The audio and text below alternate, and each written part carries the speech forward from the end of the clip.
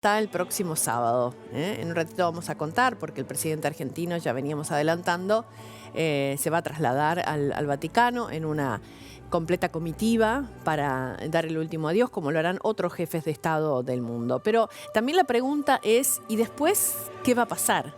Hablábamos de que a mediados de mayo será electo en este cónclave el nuevo Papa, pero estamos hablando de cientos de posibilidades, porque son más de 134 los que están en carrera, de los 250 cardenales, que muchos ya superan los 80 años de edad y por eso automáticamente quedan excluidos. Pero vamos a hablar de los principales candidatos, podríamos decir, de 6 cardenales del mundo, incluyendo después también a los 4 argentinos. Por eso con Diego Mauro, que es historiador del CONICET, estamos ya en contacto. Diego, ¿cómo estás? Con Guille te saludamos desde aquí, desde el piso del Noticiero de la Gente, para que nos ayudes y nos cuentes un poquito de estos posibles sucesores del padre, del Papa. Buen mediodía.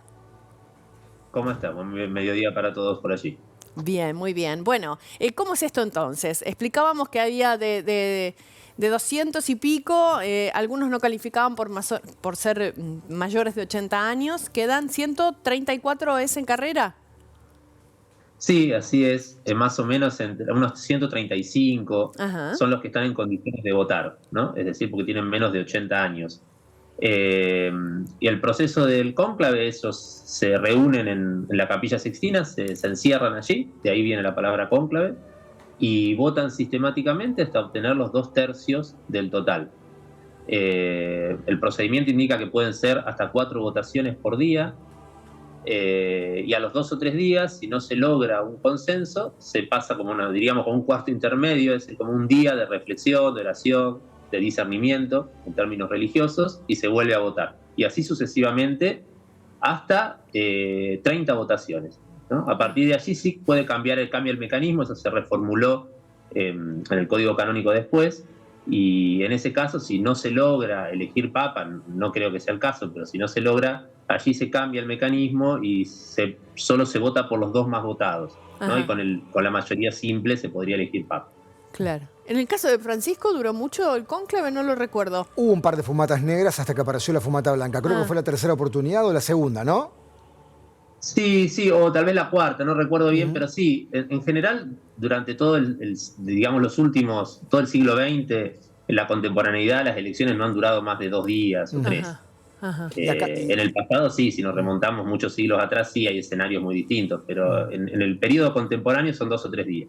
Diego, y acá lo que subyace como pregunta es, ¿qué perfil tendrá de manera mayoritaria en el cónclave la mirada de los cardenales? ¿Un perfil progresista como se le atribuye a Francisco? ¿Algo más conservador?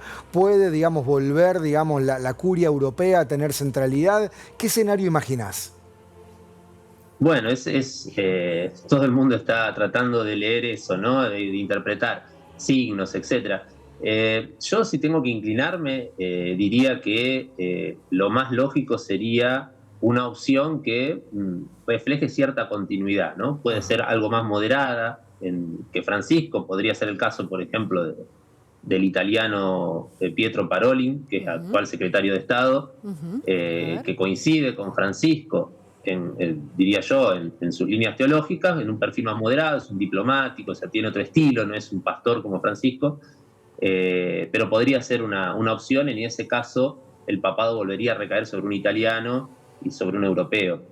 Y después tenés otras figuras, ¿no? Como el caso del filipino Luis Tagle, que se lo considera a veces el Francisco de Asia, ¿no? Porque tiene un discurso muy, muy semejante al de Francisco, y era una figura que yo te diría que hace unos años atrás parecía como, bueno. Uy, pará, porque perdimos la comunicación, Diego. Diego Mauro es historiador del CONICET, un conocedor sobre estos temas, y es por eso que lo aprovechamos y aprovechamos su conocimiento para saber un poquitito más y hacer este repaso, que no vamos a repasar los 134, 35, quédense tranquilos, pero vamos a hablar de los 6 tal vez que están más renombrados para tener conocimiento, y de los 4 argentinos. Diego, a ver si ahora sí te recuperamos. Estábamos hablando Del filipino. Del filipino Tagle, claro, que se lo consideraba el Francisco de Asia, ¿no? Por su cercanía teológica con Francisco. Hubo algunas tensiones, él estaba al frente de Cáritas Internacional y Francisco finalmente después, digamos, le pide la renuncia a la cúpula de Cáritas, entonces quedó un poquito ahí su figura debilitada, pero es un candidato sin dudas fuerte también. Y hay otros, ¿no? Hay otros italianos, Matteo Zuppi, también muy cercano a Francisco, Peter Turkson, un africano de Ghana, que también ha trabajado cerca de Francisco. Y bueno, y después tenés del otro lado algunas de las figuras enfrentadas a Francisco, ¿no? Más conservadores. Que yo creo que tienen menos posibilidades, pero que también están en la carrera, ¿no? Tal vez el caso más conocido es el del norteamericano Raymond Burke, que bueno, muy cercano a Trump, con el que Francisco viene teniendo sistemáticamente roces y tensiones, al punto que de hecho en los últimos años trascendió que Francisco le había incluso quitado la pensión que tenía y el departamento en el Vaticano donde se alojaba, ¿no? Un departamento muy lujoso, etcétera, ¿no? Entonces digo, bueno, de todos modos ahí es interesante y ahora tenemos esta película Cónclave que vale la pena ver y que nos puede ayudar a entender un poquito la mecánica, ¿no? De funcionamiento de un cónclave justamente. Que bueno, puede haber sorpresas, ¿no? De hecho, Francisco cuando fue elegido no estaba entre los papables. Era un tapado, digamos, ¿no? Más importantes en ese momento. Hay una frase que suele repetirse y que ahora ha sonado mucho, esta idea de que, bueno, quien entra como papa sale como cardenal, ¿no? Del cónclave, como que en general... No es lo que esperan, ¿no? A veces con muchas ansias de, bueno, lograr ese lugar que es el más importante de la Iglesia Católica. No figuraba como uno de los favoritos, ¿no? Hace 12 años atrás y fue toda una sorpresa para la Argentina y para el mundo entero. Claro, bueno, nosotros mencionamos estos nombres como para después estar atentos cuando aparezca la fumata blanca y conocer alguno de los 134 nombres, que es imposible recordarlos a todos o conocerlos a todos, por lo menos para los comunes mortales, ¿no? Pero también nos quedaba, por ejemplo, Peter Erdo. O Erdo, no sé cómo es el... Claro. ¿Cómo? Peter Erdo, claro, sí, Erdo es uno de los representantes del ala conservadora, ¿no? Ese es el otro. Digamos, es húngaro, con cierta cercanía con Orbán. Yo no... Bueno, es una posibilidad. Yo ya te digo, si yo me tengo que inclinar, creería que va a ser una opción más continuista, ¿no? O tal vez más moderada, al estilo de Pietro Parolin, por ejemplo. Bien. Pero en la línea de continuidad. Peter Erdo significaría un giro de 180 grados. Exacto. ¿no? Es decir, sería...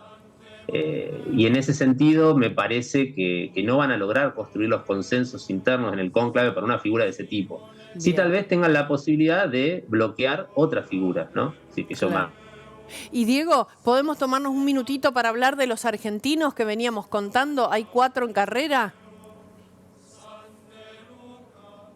Uy, se me cortó. Bueno, ayer veníamos nombrando, ¿no? Hay 4 argentinos que... Bueno, uno quiere que el Papa vuelva a ser argentino. No sé cuántas chances tendremos. Parece poco probable. Pero, Parece poco probable, sí. Poco probable. Pero bueno, de 135 chances tenemos 4 los argentinos.